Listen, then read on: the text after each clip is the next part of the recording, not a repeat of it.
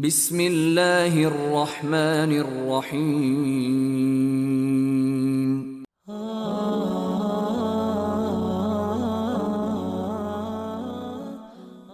ابن عمر رضی اللہ تعالیٰ عنہ کہتے ہیں کہ میں نبی صلی اللہ علیہ وآلہ وسلم کے زمانے میں مسجد نبوی میں سویا کرتا تھا، اور صبح کے وقت لوگ نبی صلی اللہ علیہ وآلہ وسلم سے اپنے خواب بیان کرتے۔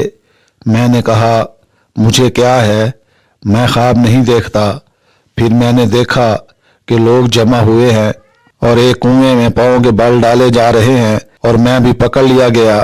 جب میں کنویں کے قریب گیا تو ایک آدمی نے کہا اس کو دائیں طرف سے پکڑو۔ جب میں جاگا تو اپنے خواب کی وجہ سے غمگین تھا، میں اس سے ڈر گیا۔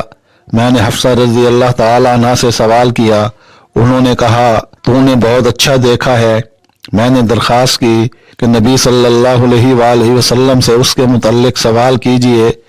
انہوں نے آپ صلی اللہ علیہ وآلہ وسلم سے سوال کیا تو آپ صلی اللہ علیہ وآلہ وسلم نے فرمایا عبداللہ رضی اللہ عنہ بہت اچھا آدمی اگر رات کو نماز پڑھتا ہوتا۔ سعید بن مسیب کہتے ہیں اللہ کے نبی صلی اللہ علیہ وآلہ وسلم نے فرمایا جو شخص سورۃ اخلاص 10 مرتبہ پڑھے گا اس کے لیے جنت میں ایک محل بنایا جائے گا، اور جو شخص 30 صفحہ پڑھے گا اس کے لیے 3 محل بنائے جائیں گے۔ سیدنا عمر بن خطاب رضی اللہ تعالیٰ عنہ نے کہا یا رسول اللہ ایسا ہی ہے، پھر تو ہمارے بہت سے محل ہو جائیں گے۔ رسول اللہ صلی اللہ علیہ وآلہ وسلم نے فرمایا اللہ تعالیٰ اس سے بھی وسیع کر سکتا ہے۔ انس رضی اللہ تعالیٰ عنہ کہتے ہیں کسی آدمی نے کہا اللہ کی قسم میں سورۃ اخلاص سے بہت محبت کرتا ہوں، تو رسول اللہ صلی اللہ علیہ وآلہ وسلم نے فرمایا اس کی محبت تجھے جنت میں لے جائے گی۔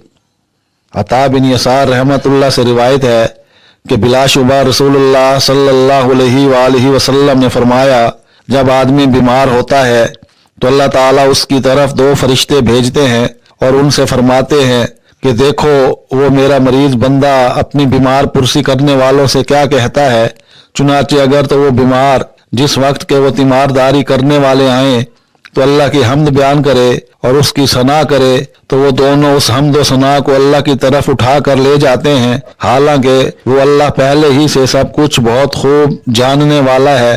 چنانچہ وہ فرماتا ہے میرے بندے کے لیے مجھ پر یہ عہد ہے کہ اگر میں نے اسے اس بیماری میں فوت کر لیا تو اسے جنت میں داخل کروں گا، اور اگر میں نے اسے شفا نصیب کی تو میں اسے اس کے گوشت کے بدلے بہترین گوشت اور اس کے خون کے بدلے بہترین خون عطا فرماؤں گا، اور یہ بھی مجھ پر عہد ہے کہ میں اس سے اس کی برائیاں مٹا دوں گا۔